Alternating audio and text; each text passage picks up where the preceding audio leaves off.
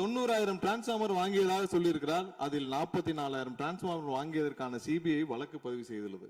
அதுல அவங்க வாங்கின லட்சணம், எந்த லட்சணத்தில் அந்த டிரான்ஸ்பார்மர் வாங்கப்பட்டது அப்படின்னு தெரியும். இன்று சட்டமன்றத்தில் பேசிய அமைச்சர் CTR நிர்மல்குமார் திமுக முன்னாள் அமைச்சர் செந்தில் பாலாஜியை கடுமையாக விமர்சனம் செய்துள்ளார். இப்போதைய அமைச்சர் அவர்கள் அது குறித்து கருத்துக்களை சொன்னார்கள்.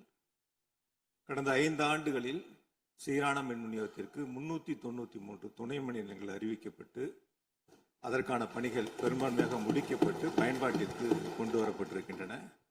ஒவ்வொரு ஆண்டும் தேவைக்கேற்ப கூடுதல் மின் தேவை ஏற்படுகின்ற பொழுது அதற்கான ஏற்பாடுகள் செய்யப்பட்டு புதிய மின் உற்பத்தி திட்டங்கள் வரை அறிவிக்கப்பட்டு அது செயல்பாட்டுக்கு கொண்டு வரப்பட்டிருக்கின்றன. ஏறத்தாழ 90,000 மின்மாற்றிகள் கடந்த 5 ஆண்டுகளில் புதிதாகவும் பழுந்தடைந்ததையும் மாற்றி சீரமைக்கப்பட்டன. ஒரு அமைச்சர்கள் ஒரே நிமிஷம் சொல்லி முடிச்சார். அதாவது ஒவ்வொரு ஆண்டும் கூடுகின்ற பொழுது மின் தேவை கூடுகின்ற பொழுது அதற்கான ஏற்பாடுகளை நிர்வாக ரீதியாக செய்ய வேண்டியது அரசினுடைய கடமை. ஒரு அரசு பொறுப்பேற்ற பிறகு முதல் முறையாக அந்த அரசினுடைய துறையினுடைய உயர் அதிகாரிகளை அழைத்து ஆய்வுக் கூட்டங்களை நடத்தி என்னென்ன குறைபாடுகள் இருக்கின்றன அதை எப்படி நிவர்த்தி செய்யலாம் என்பது களையெடுக்க வேண்டியது அரசினுடைய கடமை, துறையினுடைய கடமை.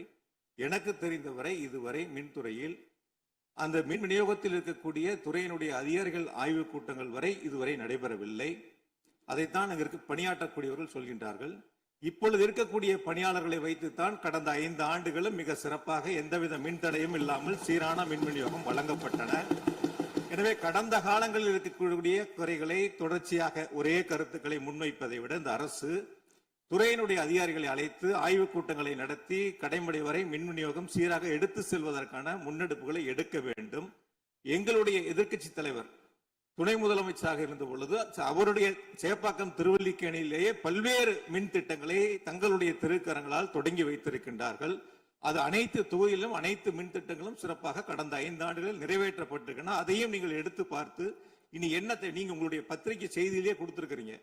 100க்கும் மேற்பட்ட துணை மின் நிலையங்கள் 10,000 கோடியில் பணிகள் தற்பொழுது நடைபெற்று வருகின்றன என்று உங்களுடைய பத்திரிகை செய்தியில இருக்கு. அப்ப இதெல்லாம் கடந்த காலங்களில் தொடங்கப்பட்ட திட்டங்கள். நீங்க எதையும் தொடங்கலன்னு பொத்தாம் பொதுவா சொல்வதை விட்டுவிட்டு என்னென்ன கூடுதலாக நாம் எடுத்துக்கொள்ள வேண்டும் என்பதை கவனத்திலே இந்த அரசு கொள்ள வேண்டும். மாண்புமிகு பேரவைத் தலைவர் அவர்களே, மாண்புமிகு உறுப்பினர் மாண்புமிகு உறுப்பினர் சொன்னப்ப சொன்னாரு அறிவிப்புகள் நிறைய செஞ்சிருக்கோம்னு. கடந்த ஆட்சியில் அறிவிப்புகள் மட்டும்தான் செஞ்சிருக்காங்க, எதையும் செயல்படுத்தவில்லை. அது இல்லாமல் அவர் சொல்லியிருக்கிறார் நாங்கள் அது சம்பந்தமாக வெள்ளை அறிக்கை 2 நாள்ல வெளியிடுவோம். நீங்க அமைதியா இருக்கலாம், 2 நாள்ல அது சம்பந்தம் வெளியிடுவோம். அது இல்லாமல் 90,000 டிரான்ஸ்பார்மர் வாங்கியதாக சொல்லியிருக்கிறார். அதில் 44,000 டிரான்ஸ்பார்மர் வாங்கியதற்கான சிபிஐ வழக்கு பதிவு செய்துள்ளது. அதுல அவங்க வாங்கின லட்சணம், எந்த லட்சணத்தில் அந்த டிரான்ஸ்பார்மர் வாங்கப்பட்டது அப்படின்னு தெரியும். அது இல்லாமல் அதற்கு முன்னால் இருந்த மின்சாரத்துறை அமைச்சர் அங்கே அமைதியா உட்கார்ந்து இருக்கிறார். முன்னால் இருந்த மின்சாரத்துறை அமைச்சர் அமைதியா உட்கார்ந்து இருக்கிறார். இது தேவையற்ற விவாதத்தை எழுப்ப வேண்டாம். 2 நாட்கள்ல வெள்ளை அறிக்கை வெளியிடப்படும். அதற்கப்புறம் மின்சாரத்துறை மானிய கோரிக்கை சம்பந்தமாக அடுத்து மின்சாரத்துறை மானிய கோரிக்கை வரும்பொழுது தெளிவாக பேசிக் கொள்ளலாம். செய்திகளை உள்ளது உள்ளபடி தெரிந்து கொள்ள ரெஃப்ளெக்ட் நியூஸை சப்ஸ்கிரைப் பண்ணுங்க.